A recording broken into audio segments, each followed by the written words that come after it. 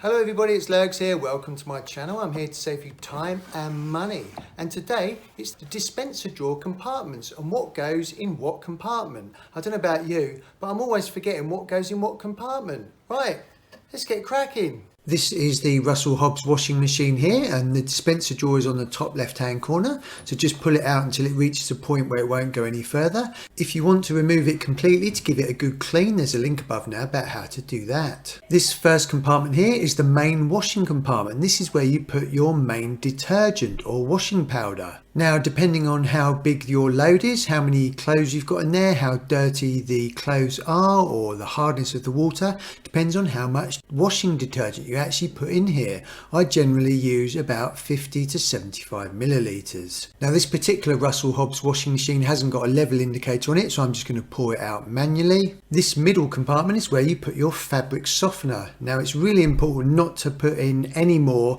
than the maximum level on this indicator here. You can also put in here any starch or additives, any treatment products. Anything that you put into this middle compartment will be added to the final rinse near the end of the wash. This final compartment is your pre-wash compartment. This is an extra cycle that you can add to the beginning of your wash. If you've got extra dirty clothes, you can put in a bit of detergent in here and it will just help get any dirt out of your dirty, filthy clothes. And there's a link above now about what to do if your washing machine is not draining water. And I hope you found that useful, and I tell you what, after all that hard work, it is definitely time for a lovely cup of tea.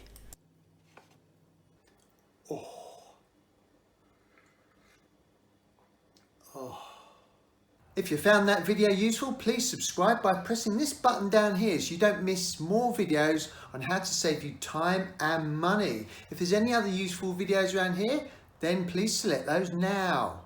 Thank you for visiting my channel, everyone. I really appreciate it.